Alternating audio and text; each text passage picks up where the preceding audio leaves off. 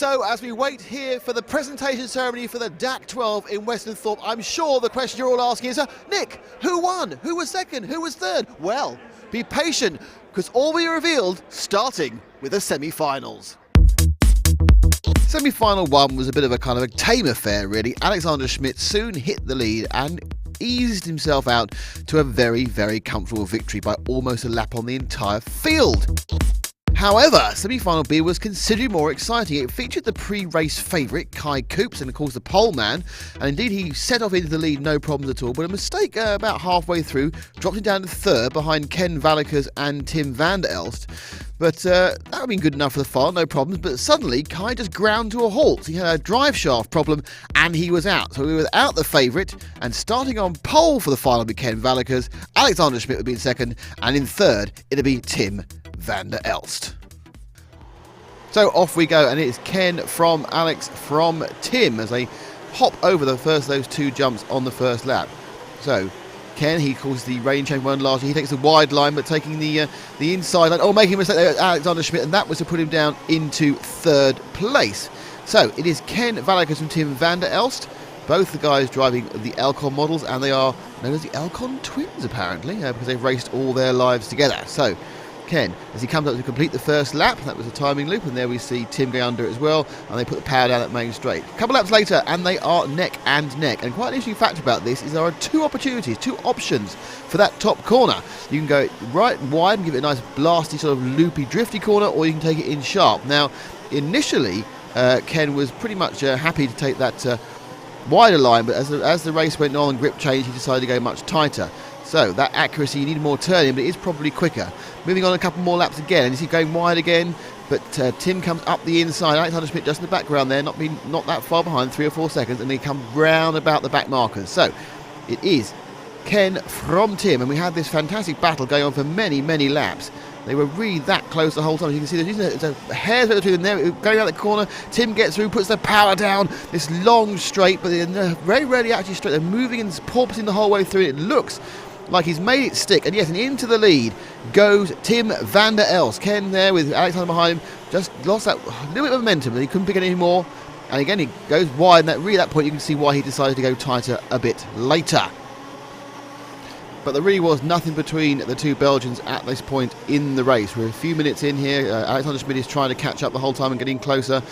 And it's really a knife edge in this car. These cars very powerful, rear-wheel drive only. That's why we see the tails out the whole time, as they can't get the power down on this very, very loose surface. It's a lot of loose there, going wide. You see just for a brief second, all three cars, first, second, third, right together. And in fact, that slightly wider line gave Tim an advantage because he looked there. And in fact, what's happened is that Ken has dropped to third briefly, and he's now behind Alexander who's second. And Alexander makes a mistake immediately, throwing away that very brief period of second he had. So it's now Tim from Ken from Alex again, and all of them having some problems on the slippery surface. A bit further on in the race now, it's now become very much a two-horse environment. It is Ken from Tim. They have been this close for about 7 or 8 laps, which is 4 or 5 minutes, but really running each other's wheel tracks. You see now that we see that Tim and Ken are both taking that title line as they go through.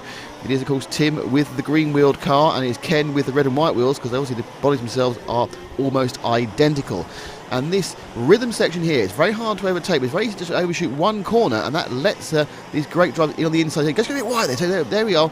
Ken went a bit wide, but he managed to get the drive out, and now he's driving nicely up this hill into the first corner.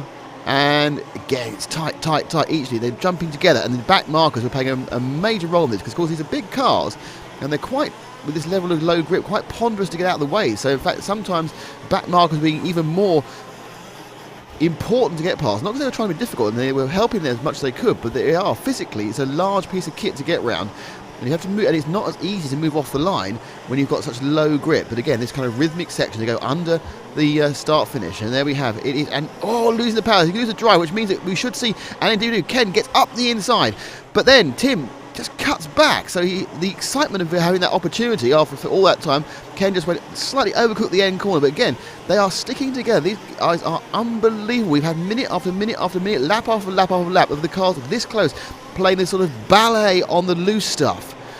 Now we jump forward another couple of minutes, and we can see now, in fact, that Tim has got slightly ahead. He makes one mistake, and that is the key point there. He made a mistake. He's got no grip because he's got one wheel in the air and the differential means it's spinning away, and at that point suddenly Ken got into the lead, and this in fact was a lead that he was never to lose. That one time hit by Tim, letting Ken through, actually had been dropping back prior to that, but indeed that was all about. And now the battle for third and fourth. It's Alexander Schmitt and Christian Lagasse, and they find a traffic jam. They both want to take the tighter part of that top corner, but it was blocked by two back markers having their own kerfuffle, and the result was that Christian managed to get past Alexander, but Alexander having none of it.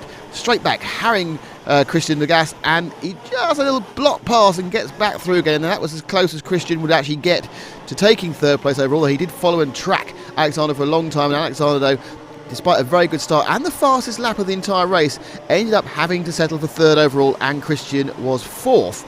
They still were doing this dance on the sand for a number of laps towards the end of the race. But up at the front, we had a imperious Ken Valakers, who in fact had managed to pull out about a 20-second lead in the last 10 minutes after he got ahead. Very easy. There he goes, crossing the line. He takes his second DAC event, so he adds the DAC 12 to the DAC 11, and that must make a very happy Belgian. It's amazing. Last year we also had a 1-2. Now, the first half of the race didn't really go your way, did it? You were having problems getting past him, but once you got past, you just pulled away.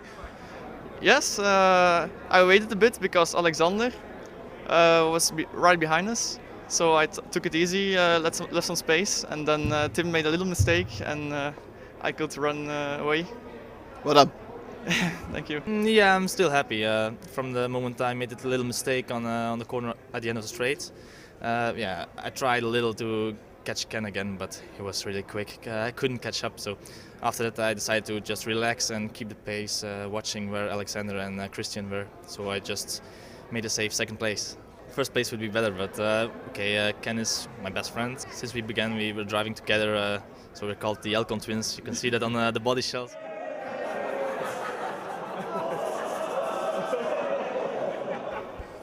I am happy, very happy.